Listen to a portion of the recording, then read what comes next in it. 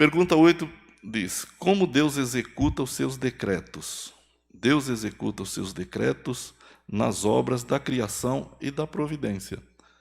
Como Deus executa aquilo que Ele determinou na sua mente, ou nos anais escritos dos céus, conforme Ele quis. Como Deus executa aquilo que Ele planejou. Como Deus executa os seus decretos. Deus executa os seus decretos nas obras da criação e da providência. Criação, todo mundo sabe o que é. Deus criou todas as coisas pela palavra do seu poder. A sua providência é o cuidado que Ele tem com a obra criada. Assim, Deus não criou as coisas, a nós e todas as demais coisas, e as abandonou à sua própria sorte. Não. Deus cuida delas porque Deus tem um propósito com tudo o que faz. Os versículos indicados são Apocalipse 4:11.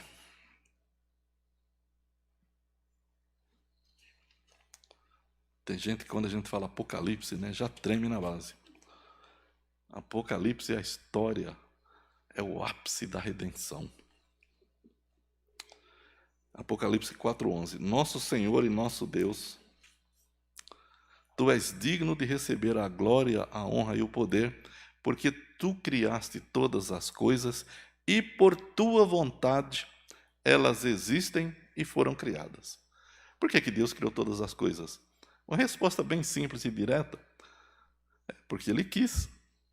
E isso é verdadeiro. Né? Parece uma resposta infantil muitas vezes, mas se você pensar filosoficamente, por que Deus criou todas as coisas? Simples e puramente porque Ele quis. E o que Deus faz com a obra que Ele cria? Ele preserva. Por que Deus preserva? Porque Ele tem projetos, porque Ele tem propósitos, e Ele criou todas as coisas com as suas próprias finalidades, e tudo isso para que Ele seja glorificado em tudo. Outro texto, Daniel 4:35.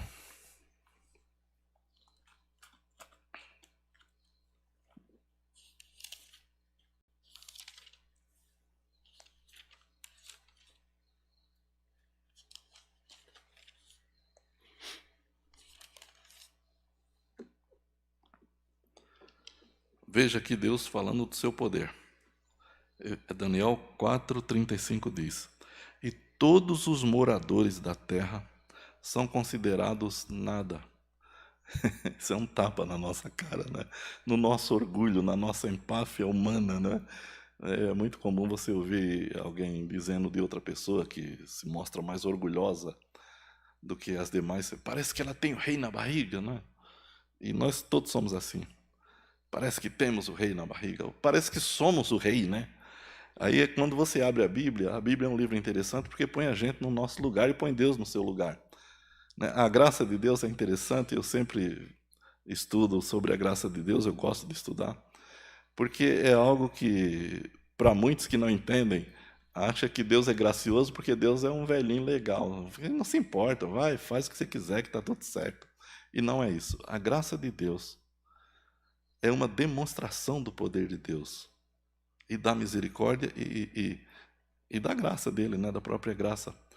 Porque quando nós estudamos na Bíblia sobre a graça, o que nós vamos ver? Que Deus pode tudo e a gente não pode nada. Deus pode nos perdoar porque com Ele está o perdão. Está a solução para o nosso caso.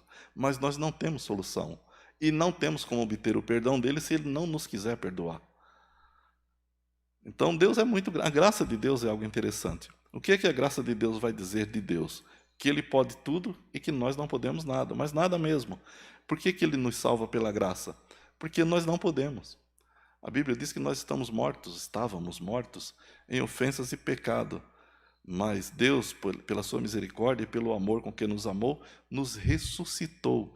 Então, a crença em Jesus Cristo é mais do que simplesmente acreditar.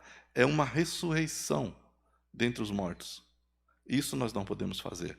Quem são os salvos? Aquele que Deus ressuscita pelo seu poder dentre os mortos e faz brilhar o seu espírito, a sua luz na vida das pessoas. Aqui nesse versículo, todos os moradores da terra são considerados nada. Nada. Uma vez eu vi um deputado xingando o outro, E eles eram inimigos políticos, claro, né? Eu lembro de uma frase que um outro usou, quando um desceu da tribuna, o outro subiu. E o outro subiu já foi dizendo: Senhor deputado fulano de tal, esconda-se atrás da sua insignificância. Quando eu leio essa frase, eu fico pensando em todos nós seres humanos diante de Deus, né? Onde que nós devemos nos esconder? Diante da nossa total impossibilidade. Todos os moradores da terra, todos, são considerados nada. E ele age, olha já a diferença, e ele age no exército do céu, entenda-se o exército do céu como toda obra criada, inclusive os seres espirituais do bem e do mal. E ele age no exército do céu e entre os moradores da terra, sabe como? Segundo a sua vontade. E ninguém pode deter a sua mão, nem lhe dizer: que fazes? E se você ler um pouco mais a Bíblia, além de você não poder dizer para Deus: o que é que o Senhor está fazendo? Você vai encontrar ele dizendo: olha, quem deu a mim primeiro para que eu tenha que retribuir? Porque minhas são todas as coisas. Eu criei tudo com a palavra do meu poder. Então Deus é esse ser extraordinariamente grande, forte e poderoso. Como Deus executa os seus decretos? Executa os seus decretos nas obras da criação e da providência. Ele criou todas as coisas. Tudo pertence a Ele. E Ele preserva porque tem um propósito. E sobre a vontade de Deus, né?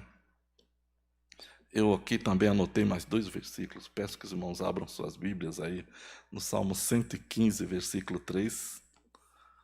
Um versículo bastante interessante, que também fala um pouco sobre esse poder enorme de Deus, esse poder soberano. Mas não pense que Deus, por ter todo esse poder, ele age injustamente. Nunca.